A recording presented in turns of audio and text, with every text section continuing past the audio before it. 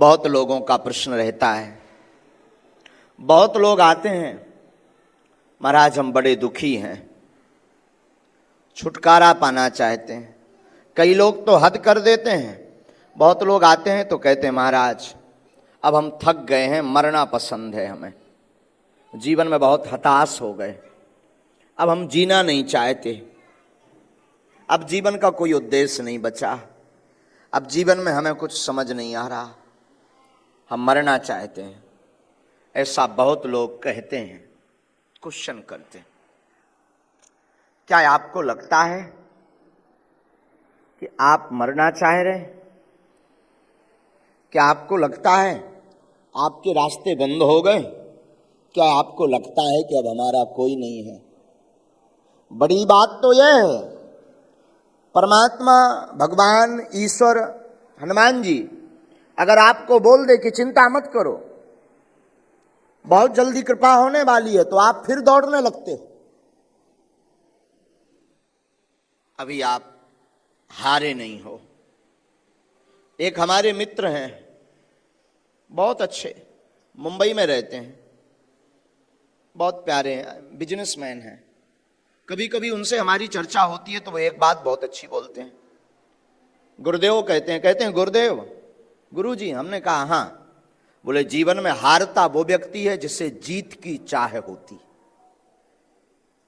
हमने कहा मतलब? बोले जो जीत की कामना को लेकर के, विजय प्राप्ति की कामना को लेकर के काम करता है अथवा स्ट्रगल करता है वो हारता है, और जो पहले से ही हार मान चुका हो भला वो क्या हारेगा? जिसने अपने जीवन में ये कह दिया कि मुझे जीतना है ही नहीं, उसे कोई नहीं हरा सकता। जिसने ये कह दिया कि मैं हारा हुआ हूं, उसे कोई नहीं हरा सकता। हम लोग त्रुटि क्या करते हैं? हम लोग गलती ये करते हैं कि संसार पर आशा करते हैं, जगत पर, लोगों पर, फ्रेंड सर्कल में आशा करते हैं।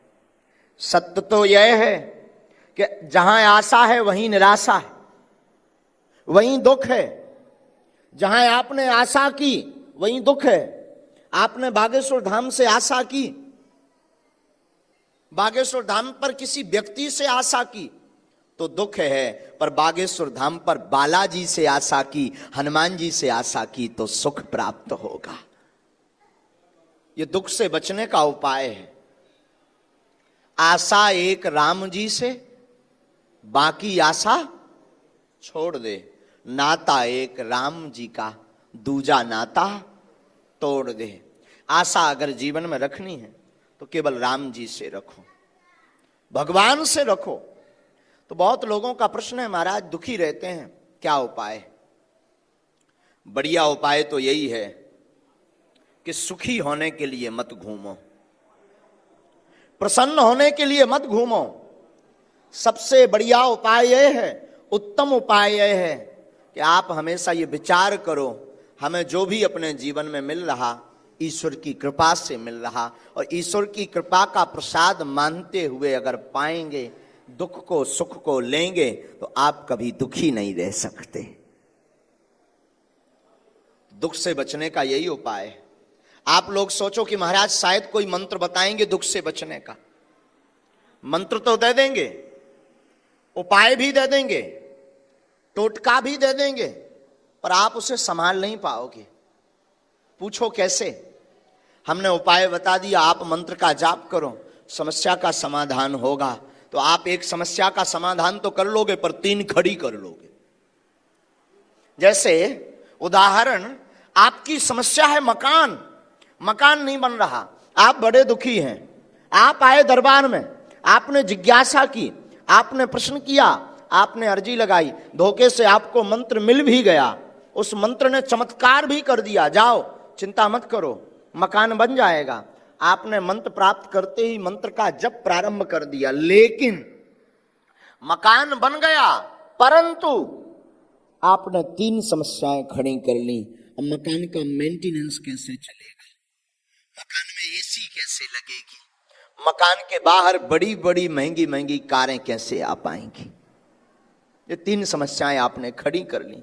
धोखे से वो मंत्र आपने और प्रयोग किया, आपका बिजनेस चलने लगा, मकान का में एसी भी लग गया, मकान के बाहर बड़ी बड़ी महंगी महंगी कारें भी खड़ी हो गई, लेकिन तब तक बींडनी नहीं आई, ब्याह नहीं हुआ, शादी नहीं हो रही, तब और परेशान, तब और झंझट में फंसे।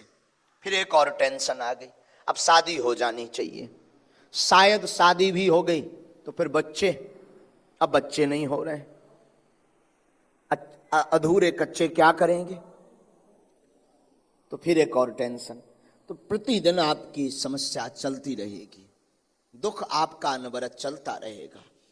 अगर आप चाहते हो कि हम कभी दुखी ना रहें, अगर आप चाहते हो कि हम कभी निराश ना रहें, अगर आप चाहते हो कि हम सदैव मुस्कुराते रहें, अगर आप चाहते हो कि हमारे जीवन में प्रसन्नता रहे, अगर आप चाहते हो कि हमारे जीवन में समृद्धता रहे, अगर आप चाहते हो कि हमारे जीवन में वैभव रहे, अगर आप चाहते हो कि हमारे जीवन में कीर्ति हो, अगर आप चाहते हो कि हमारे जीवन में यश हो, अगर आप चाहते हो कि हमारे जीवन में आनंद हो, अगर आप चाहते हो कि हमारे जीवन में सच्चा सुख हो, अगर आप चाहते हो कि हमें मोक्ष निर्वाण की प्राप्ति हो, अगर आप चाहते हो कि हमें ईश्वर का साक्षात्कार हो, तो किसी गुरु के चरणों को पकड़ना सीख जाओ,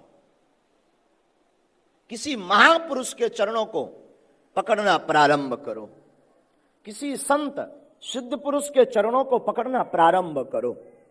आपके जीवन की अलाय, आपके जीवन की बाधा, आपके जीवन की ललकता, आपके जीवन की जिज्ञासा, आपके जीवन के प्रश्न, आपके जीवन के परेशानियां वो महापुरुष खींच लेगा। शायद कल रात को हम एक बात बता रहे थे, एक शब्द है, बहुप्रचलित शब्द, जिसका नाम है छत्र और छाया। सुना है? छत्र छाया। सब लोग कहते हैं ना, भगवान की छत्र छाया बनी रहे, गुरुजी की मेहर बनी रहे, बालाजी की छत्र छाया बनी रहे, संतों की छत्र छाया बनी रहे, ऐसा बोलते हैं ना। ये शब्द का अर्थ है जानते हैं?